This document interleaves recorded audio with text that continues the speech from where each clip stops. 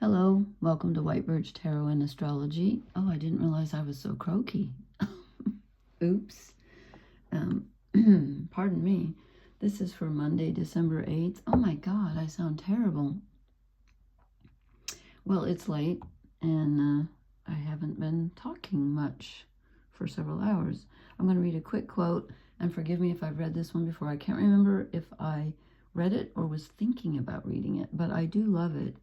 It's by the poet John Keats, who said or wrote, "I am certain of nothing but the holiness of the heart's affections and the truth of the imagination." I just love that. God bless him for saying that. I don't know about these decorations. These are supposed to be my Christmas things, and I don't know what this is supposed to be. That's a pine cone. That I know. This, I don't know what that is. I'm not sure I like it, so I may have to replace it, but I don't know. Anywho, so I sat down because I just felt like doing a reading suddenly, and I've been wanting to do a relationship reading because we just never get any fun ones, and I thought, you're not going to, because Neptune goes direct at the tail end of Pisces on, the 10th, I think, and this is the 8th, so yeah, we're too close. I wasn't thinking about Neptune tonight, though. So I said to myself, you're going to get that same old stuff about closing out cycles and judgment and everything. And so, of course, we did. But I was trying not to think of that. And so I said to myself, well, let's lean into the curve. It's going to be heavy, so let's do a shadow reading. So I'm not quite sure what I did, but I'll just show them to you, and you can help me.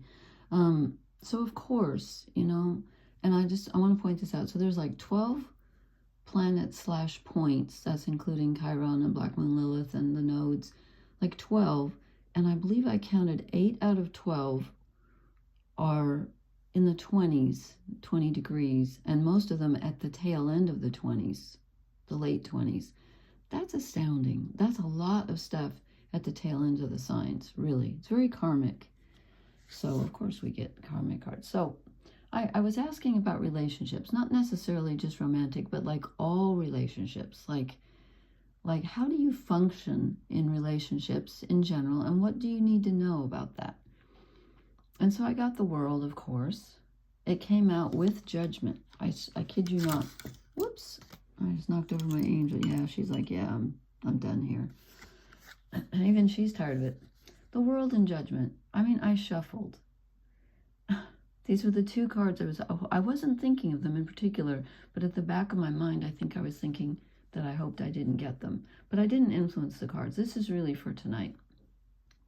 So we are closing out relationship cycles because I was thinking about relationships while I drew the cards. We are closing out major karmic obligations, ties. Doesn't mean that you're separate. Like if the person's passed on and you feel like you have a connection, is it going away? No, it never goes away. Love never dies. Hence the Keats quote. So, and it's here with Judgment. So it's about assessing what needs to stay, or should I say, who needs to stay, or the influence they had on you. Who needs to stay? Which relationships need to be let go of because they are toxic, or you need to leave them behind. You need to rise above. Very strong feeling about that. Because if and when you do, it will start a whole new cycle for you. We're at the end of one. It really doesn't matter where your planets are, yes, but for all of us on the planet, and perhaps beyond, I don't know what else is there, it's the end of a cycle because Neptune's gonna move out of Pisces, and I looked it up, now I forget, let's see, I think Saturn somebody moves in mid-January into Aries, and then they both meet up. I think it's the month of February where they're both in Aries. Oh, I'm just doing that focusing thing where I could just barely move. It's the butterfly effect, where they say if a butterfly flaps its wings in Honduras or whatever, and then you have a hurricane in Japan, or my geography is not great. Anyway, important stuff here. Really important stuff. And then these two cards came out together. 2 9s. So I know they're meant to be together. We have the, why don't I just do one at a time? We have the 9 of Pentacles. This is feeling happy in your own skin. It's about enjoying what you have when you have it, realizing it. And the 9 of Swords, which is being all up in your head and worried and going, what if, what if, what if? Let's see, where's my, not that I don't know what these mean, because I do, but sometimes on the description they'll put something that I never thought of. No, they didn't. Worry and anxiety. Yeah, never mind. I don't know what I was looking for. Sometimes you get a different perspective. So this is telling me that it's kind of a worrisome time. It's difficult to let go of relationships because that's what life on earth is built on, really, if you think about it. And that's what shapes us. And that's kind of what we live for at the end of the day.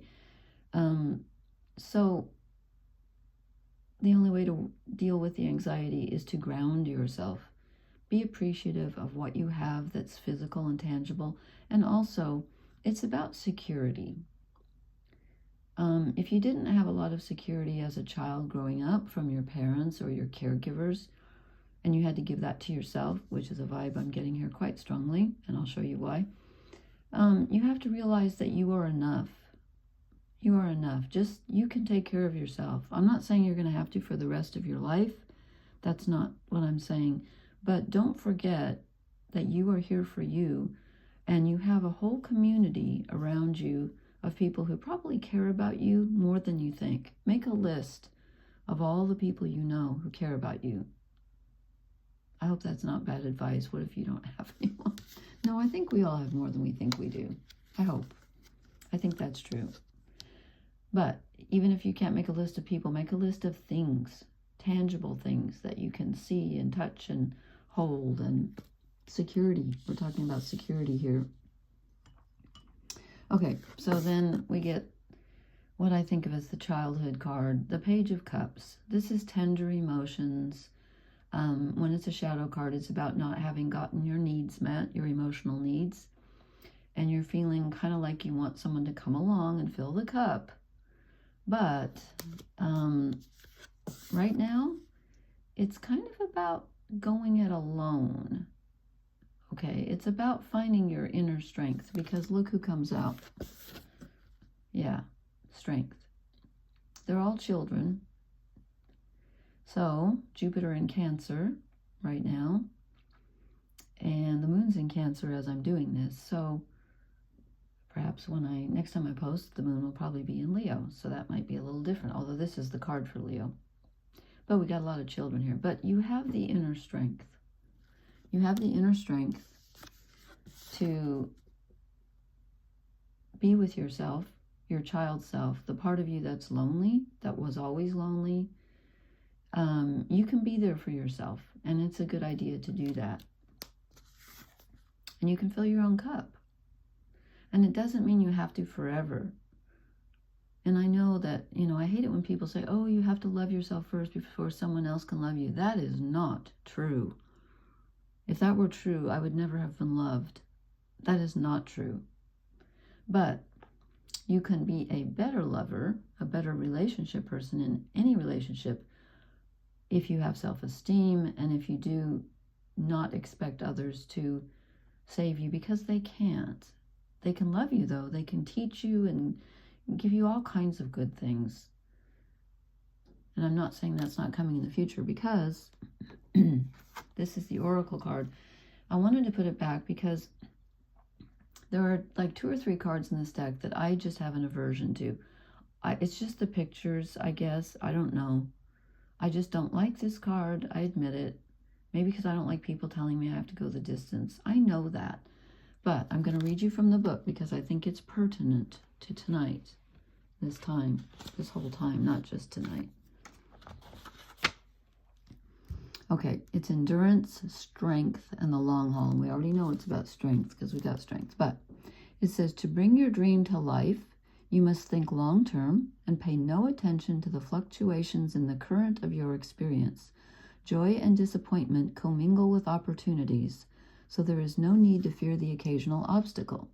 Life is not a sprint. No shit, Sherlock. I knew that. This card is a reminder that you have endurance, strength, and fortitude to carry you all the way. Remain true to yourself. Your authenticity alone will keep you in alignment with the energy of miracles. What is yours will never be withheld from you. Remember that. That makes me want to cry. Okay, and this is the protection message. Do you feel as if you've been wandering in the desert now for ages and ages and nothing is happening? Yes. When you conjure up the image of a desert, you picture parched lips. I want to get the giggles now, I don't know why.